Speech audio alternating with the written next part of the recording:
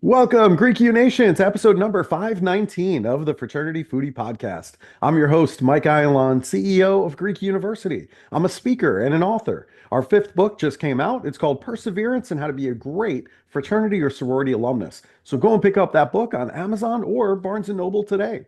We call these episodes the Fraternity Foodie Podcast because there is nothing like great food to bring college students together. Fun fact, especially now, post-election, I find that so many college students are left in a state of worry. Today, I wanted to bring a unique guest to our show that will help us all to lead a happy life and start to eliminate that worry so we can focus on making a true impact going forward. Ron Schneebaum, MD, is uniquely positioned to teach how to live a happier life. During his 40-year career as a primary care pediatrician, he regularly noted the power and importance of love for the human psyche. He also saw that when love is not felt, self-worth crumbles and enjoyment of life decreases. Ron is a diplomat of the American Board of Pediatrics and a fellow of the American Academy of Pediatrics. He left a thriving clinical practice to teach larger audiences ways to heal and experience greater happiness. He does this through his book. It's called Bigger Hearted, a retired pediatrician's prescriptions for living a happier life. He also has his podcast, social media content, workshops, lectures, and even individual consultations. Welcome to the show, Dr. Schneebaum. Hi there. Well, thank you so much. Hey, it is great to have you on the show today. I really appreciate that. It's nice to be here. I'm glad we have a chance. Excellent. Fantastic. So listen, I mean, not everybody has a 40-year career as a primary care pediatrician. Talk to our audience, what was the best part of doing that job as pediatrician? Well, it was my job. It was my dream come true. Yeah. It's obvious to say it was the patients that I saw. And it was great, from the tiny babies to the kids who were school-age kids to the older kids who were teenagers and going to college. And some would come back while they were in college. I set up a rule that if they were making more money than I was, then they had to leave the practice. That's great. I love that rule. And I mean, it must be really just satisfying to know some of these patients when they were babies, and I'm sure you saw them as infants getting their shots and things like that. And then just to watch them over a lifespan and come back to your practice as college students, 18 years old, 19 years old. I mean, that's just that's remarkable to be able to see So that's that traditional. throughout life. I had a very untraditional career. I jumped around a bit. For 5 years, I was in a practice in Denver, and then we moved to Massachusetts, and I ended up for 10 years having a solo practice attached to my house.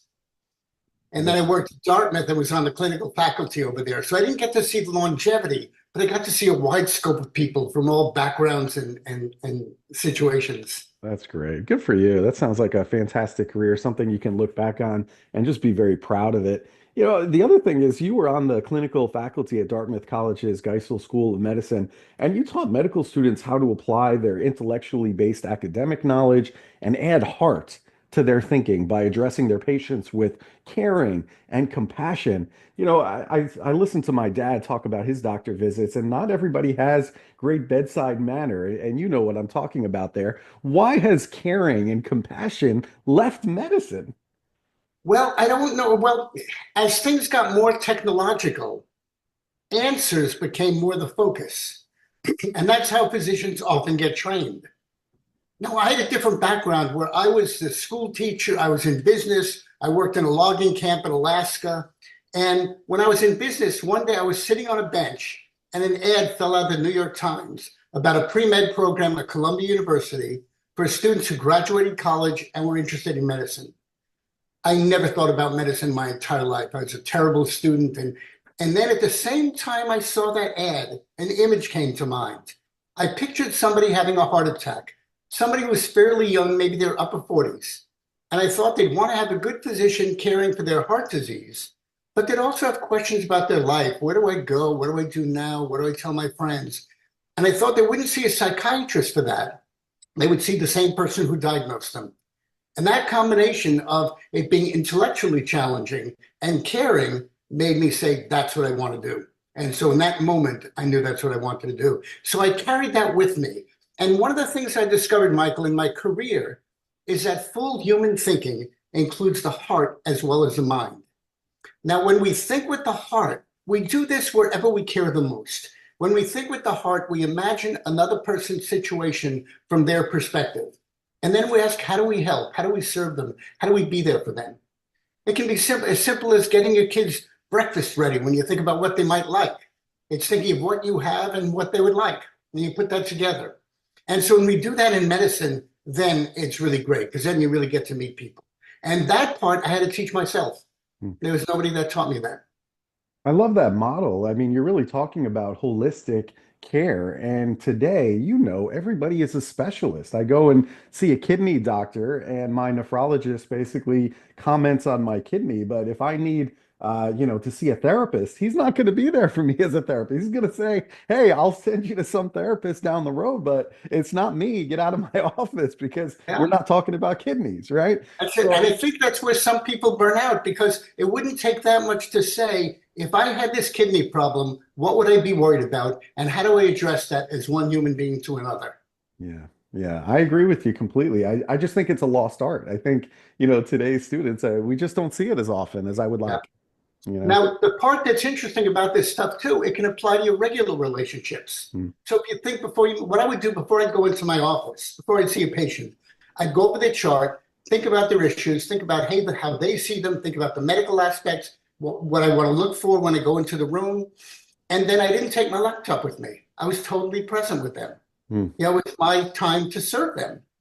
And I think that's lost also. Yeah, I agree with you completely. Absolutely. The other thing I wanted to talk to you about too, which I think you can help us with, many of our college students have been through trauma in childhood, which is another reason why I advocate for hazing prevention on these college campuses, because the hazing on a college campus can bring up some of that old trauma that the student has been through, and we don't even know anything about it. So how do we heal all of that childhood trauma that they're carrying around with them? Well, so I wrote a section on that in my book as a way to start. And I think it's a two-part deal. It's about how do we understand it and how do we heal it. Now, the understanding part is interesting. What happens for children, and this I observed, and I think if you think about it, it'll make sense, is that if we don't get the love we're supposed to get, if we get mistreated, it's not about being told you can't have a piece of candy. It's really the love that you feel that is there or not.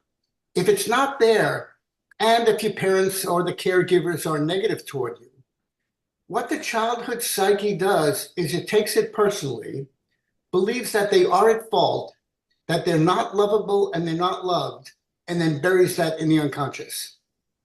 And then we walk around and see life through that filter. Mhm. And then the ramifications of what happened to us play a role too. So I saw one kid, for example, who was 16 years old, and his mom brought him in because he was angry.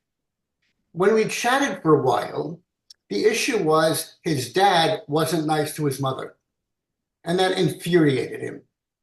And it turns out in talking with the mom, she said they were childhood sweethearts. They went through drug and alcohol problems. She made it through, he didn't. And she feels somehow obligated to stay with him.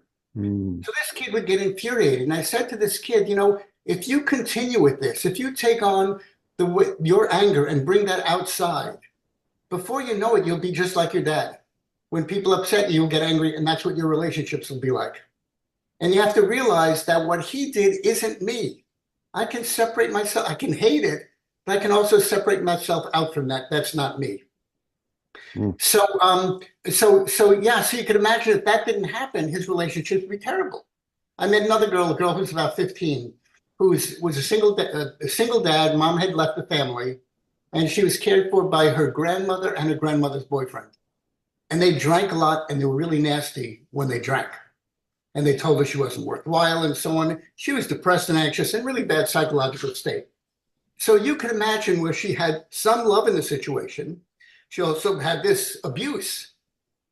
She'd be a setup for being in an abusive relationship as an adult. She would accept that that's normal. So there's so much we do that's like that. There are kids whose parents love them and think, if I just fix them a little bit, if I just help to make them more sociable, a better athlete, and the kid walks around feeling I'm not good enough, because that's really the message they get. So we have to realize, A, that that's not our fault. We didn't cause that any more than if I was on a train and there was a train wreck, I wouldn't feel guilty. So we shouldn't feel guilty for the abuse that we felt, and we shouldn't feel that it's a sign that we're not lovable. Mhm. Love is greater than that. So another way I think of that one is I would see kids in the newborn nursery, and the amount of love parents would have for them would be enormous. The kids didn't do anything to earn it. It's part of babyhood. Mhm. And if I saw somebody in the intensive care unit who had problems, suppose you knew your friend's kid they were gonna give birth to a baby with heart disease that needed surgery right away. Your hearts would go out for them unbelievably. They'd love this kid more than you can imagine. Now, if the parents were different, the love that that child gets and deserves doesn't change. So it's there, it's available to us, and we can still find it even though we didn't have it as childhood. I love that message. Really good stuff. Fantastic. And then if I could add one more part to that, Yeah. then take what we have and that affects the rest of our life. And then we feel bad about the situation that we're in. There's a Mhm. legal term called the fruit of the poison tree, where if evidence is obtained illegally, you can't use it in court. If we did these things that are a result of how we were skewed in our lives, we have to learn to A, assess what the deal is so we can make amends wherever we need to make amends, but then forgive ourselves and move forward. It's really learning to heal. Really great stuff. Great words. The other thing that I think about right now is that students are worried about so many things. We're now post-election, so half the country is happy, half the country is miserable. That we have rising costs of education. Housing is very expensive right now. We have global climate change. You see the results of that in places like Florida, et cetera, with constant storms. We have countries that are at war, Ukraine and Russia right now, at odds and so much more. How can we eliminate worry in order to focus and start to make a positive impact? So the first one is by asking that question, it means it's possible. Now, if I could easily answer this, I get the Nobel Prize. Right. But, if I think about it, we can only be ourselves in our own little world. We didn't create those things. Mhm. We didn't create global warming. We didn't create, who won the election, who lost the election. We didn't create that. So the only thing I can think of is if you're camping in a cold place, you can scream about the cold and hate the cold, but you're probably better off if you build a little fire. Mm. So if we take care of ourselves, and it means putting on a pair of blinders to a degree. It's very uncommon to say something like that, but it's not letting all this stuff that happens get to us all the time because we didn't create it. And it's not like I can do this because nobody's knocking on my door asking my opinion and saying, we're going to do whatever you say. In some way, my opinion really doesn't matter. So let me not get this stuff get to me. Mm. It's something like, let me give you another analogy. Mhm. Um, I spent part of my time in Denver and was a big football fan. And the Broncos were great. It was the John Elway days, but then they lost consecutive Super Bowls. And I decided my job was to have a barbecue, my friends over, and enjoy the game. Their job was to play. It wasn't my problem that they didn't do that. Mm. And then I had to stop listening to talk radio over the next weeks because all sports radio was about was everybody complaining about the team. Sure. That wasn't my issue. I was there to enjoy it. So there's something like that. And Yeah. knowing, I'm convinced that now is the time for thinking with our hearts. And if we do it, it's like kindling. It can spread around the world. Just the way inventions, when things like the laptop was developed, or AI now, people around the world are working on it. If we think about how we can live in our hearts and think with our hearts as well as our intellects, be caring and compassionate, now's the time for that to spread. And I think that's what can change the world. Yeah, I agree with you completely. I think we can spread caring and compassion. I think there's no question about it. When I come home from a speaking engagement and I've been flying around the country, I can either come home and be miserable and just say, man, my flight was late and we had a bumpy turbulence and just complain about, the travel woes. Or I can decide when I walk in the door, I'm going to be really happy to see my wife and kids, right? Yeah, I mean, those are two choices. And I think I can spread that. And I think if I come in with a negative attitude, then certainly I can pass that to my wife and children. Or I can decide to take a different route. I can be really happy to see them and tell them how much I miss them and kind of compartmentalize what happened with my travel woes, put that to the side, and just be fully present. yeah, And then suddenly they're in a great mood too, and it works every single time. exactly. I even suggest sometimes take a pause and just get quiet and ask love to join you. Yeah, You'll realize you're going to spend the next couple of hours with the most important people in your life. Like, what do absolutely. they want to know? 100%, 100%. I want to talk to you about relationships because better building these relationships, I think, is a critical skill in college. The reason why these students are in college is to create a bigger network that is going to support them over a lifetime in terms of internships, jobs, a lifelong career. In your opinion, how do we build better relationships? Well, the first and most obvious one is to care about people. Hmm. If somebody cares about you, you like them. There's a kind of forgiveness that I call rain slicker forgiveness. When I was a kid, I had this yellow rain slicker with a matching hat and black boots that had buckles, and rain didn't get inside that puppy. Like I was dry as a bone. Mhm. So now people will say things that are irritating, they're annoying, and so on. I can use that same rain slicker forgiveness to get past it, to know that the childhood hurts I suffered, they suffered too. That's where that comes from. I don't need to pay attention to that stuff. I can look for the present inside the wrapping paper. So that part makes a huge difference. And let me say two things on relationships. I wonder in my practice, what do I tell older teenagers about having good relationships in life, intimate relationships? Mhm. Because I noticed that not everybody has great intimate relationships. I thought, wait, this is crazy. The reason we have our close relationships is to enjoy life. So why are they miserable? So I came up with three things. One is don't think you have to have one. We live in a society where people think there's something wrong with you if you don't have a close, intimate relationship. Get Mhm. rid of that part. The right one will come when it comes. In the meantime, expand your life, be who you are. And then two others that are the biggest problems that I found is not to take on a project. If you think the person that you're in love with, the deal is they didn't have love as a child. That's why they're miserable. That's why they're grumpy. That's why they get angry and so on. So you think if I can give them my love, I'll heal them. Nobody ever wants to get healed unless they want to get healed. So you can't fix someone. And what happens? You end up getting dragged into the miserable part of a relationship, and it's terrible. Mhm. The Yeah. second thing that's a great one is don't do bad relationships. If you're a podcaster, you don't practice doing terrible podcasts. If you're a basketball player, you don't practice doing terrible dribbling. So why do bad relationships? Mhm. And so what that means when you have a clue and you realize that you only like this person because of their body, because of the way they look, because they're in this really cool group, because you think it would be fun, and you're excusing parts you don't like, don't do that. Go play with your friends, go take up hobbies, because it doesn't work well. When I talked about this, I surveyed parents who were divorced, and I asked a question. I said, if you look back to when you first got married, are you surprised that you're divorced now? Almost every one of them said no. Wow. They weren't surprised. The only ones that were is if there was an unexpected affair during the relationship and that caused a problem, that was a surprise. So we shouldn't make excuses for the things that we don't like in a person and just say, whoa. Yeah. Well, too many people want to take on a project. I think you nailed it earlier. There are people that really want to try to repair people. They feel bad. This person has been through a whole bunch of trauma and I'm going to fix it. Yeah. And so they Yeah. know that the problem is there. And it just doesn't work. It never works. I would often tell that to kids when their parents were in the room, Yeah. and the parents always laughed because they knew it was right.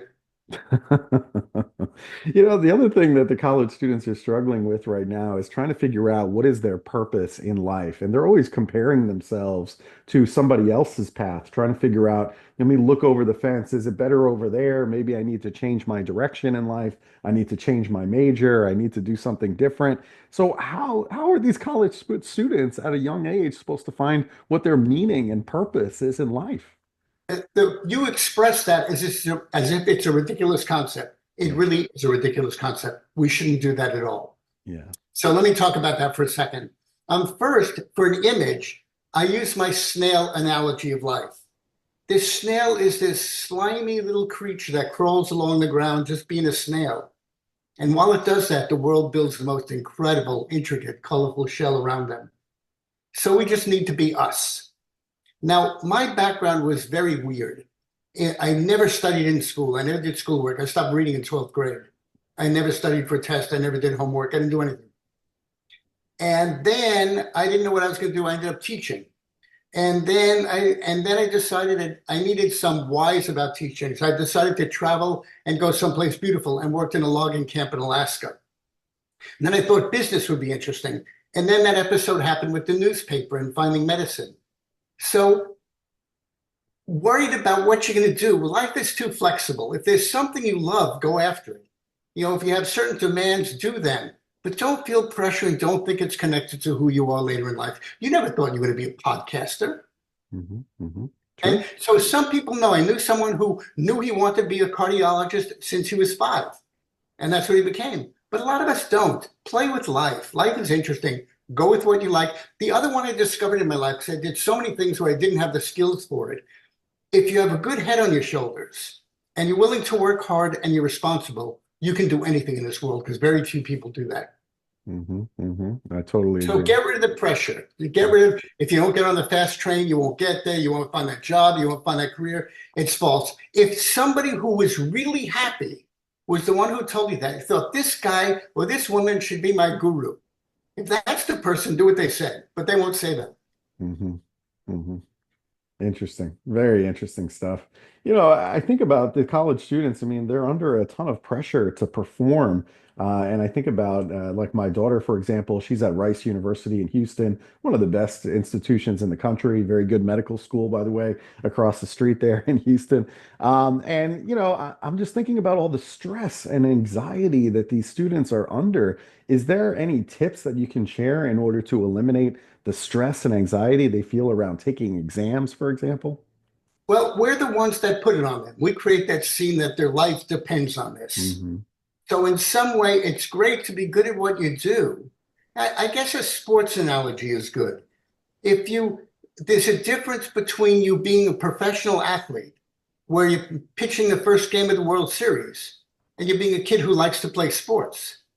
You don't take it the same way. So and somehow play with life, do the best you can, but know that there's wisdom in your life. There's wisdom in your life. You do the best you can and be the person you can, and things will work out. And you can know that by asking people, how did you get to your position? You'll discover it wasn't a straight path. hmm Yeah, very true. I think that is the illusion. Everyone sees success and they assume, they see me on stage speaking to 4,000 college students and they assume that there was a straight path to getting there. But they couldn't be further from the truth. I mean, I made a whole bunch of wrong turns, U-turns, you name it, Exactly. in order to get there. Yeah. So that's the stuff we should be stressing and explaining to our kids Yeah. instead of get on the fast lane and don't ever step off. There was a time I read a story about the Klondike Gold Rush when I went to Alaska. Mhm. And apparently the pack of people going up the hills to where the gold was so thick in the middle of the winter with ice all around that if you stepped out of line, it took days to get back in. That's what we tell kids life is like. Mhm. Now, on a separate note, I'm convinced that I would tell parents that if you raise a kid who's a good kid, who cares about others, their life will work out. Yeah. Because the reason you do what you do is you care about these college students. You Yeah, want them better lives. of course. So if that was our key, to be a good person, yeah, there are requirements you have to take and do the best you can. But yeah, relax. Yeah, I agree with that completely. That's another reason why I like fraternity and sorority is because it does teach them to give back in their communities. It's community service is a very big component of that. And we're all very privileged to be at some of the finest institutions in the country of higher education. Not everybody gets that opportunity to go to college and to really chase your dreams like that. And so I think we have a responsibility to lift other people up. I think that's part of the deal, right?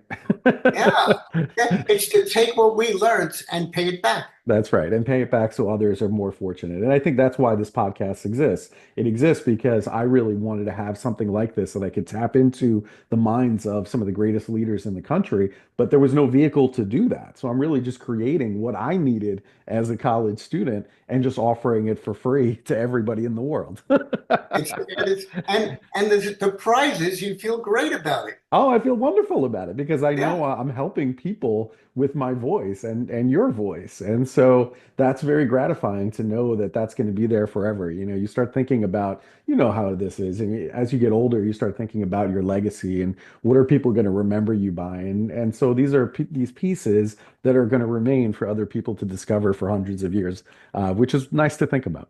it really is. And if you affect one person, that's huge. I Yeah, had a teacher in college that turned my life around. yeah, yeah. It's incredible. It is. I agree completely. Now, you know, I love the area of the country that you're in there in the Northeast. Why? Because I love great food. And in the Northeast, you know, in your corridor there, you have, you know, wonderful seafood over there. I think about in the Boston area, New Hampshire, you know, we start getting into lobsters and other things, you know, really, really good stuff. So I need to know when I'm in that New England area, where should I be going for a great meal? So I thought about that. But first, a tiny recipe for people that have their own kitchens All that right. takes nothing. Chicken cutlets, cut them in strips about three-quarters of an inch wide, Hmm. dredge them in some beaten eggs, Hmm. and then put Italian breadcrumbs on it. Saute in some oils till it's brown on both sides. Best chicken fingers you ever had. That's easy. It's good. So there's a little hole in the wall place in the north end of Boston called the Neptune Oyster House. Uh-huh. Unbelievable oysters, best lobster rolls, hot with butter, cold. On a brioche bun. It's great. I love it. That place is a tiny hole in the wall. It's so busy that at 5 o'clock on a Saturday, the next seating is at 8:30. And they don't take reservations. Of course not. That's a great business model. Really good. A hole in the wall place that serves incredible lobster rolls, and it's just a machine. I mean, they're pumping out lobster rolls all day long. I love it, and I will There's definitely a go and place check that called out. Toscanini's. Yeah, Toscanini, like the music guy. yeah. And the New York Times called it the best ice cream in the world. It's good. You gotta love it. I mean, these are the things Uh, that bring joy to people all over the world. So fantastic. I'm gonna go and check that out next time I'm in the Boston area. And yeah, you don't have to ask me twice for a lobster roll, that's for sure, or ice cream for that matter. exactly. Not a bad combination. No, not at all. All right. So, if our listeners, if they want to pick up your book, it's called Bigger Hearted, a retired pediatrician's prescriptions for living a happier life. When it's published, where should they go to buy it? I mean, you got to let them know where they can go. Sure, you'll be able to go anywhere. My Mhm. website is biggerhearted.com.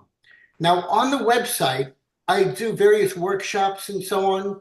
And one that I do is for people less than 25. It'll probably be monthly, and I'll never charge for it. So Wow. that's one. It reminds me it's in honor of the great conversations I had with young people throughout my career. So if you're less than 25, that'll always be free of charge. So it's biggerhearted.com. And the social media stuff, I'm just ramping up, so I'll have that up there pretty soon. Fantastic. Go to biggerhearted.com and read about all of the things that Dr. Ron Schneebaum is up to, including his upcoming book. You'll be able to go there and pick it up. And hey, he's offering you free stuff. Go there. College students, anybody under 25, you have a gold mine waiting for you at biggerhearted.com. Thank you so much for spending time with us, Dr. Schneebaum. We really appreciate it. Oh, it was fun chatting with you. I really enjoyed your questions, and yeah, it's great talking with you. Great talking to you as well. And to all of our listeners, if you enjoyed this conversation with Dr. Schneebaum, I want you to like it and I want you to share it on social media. Share it with your friends that need to hear his words. And we'll see you on the next episode of the Fraternity Foodie Podcast. Thanks for joining us. We'll see you next time.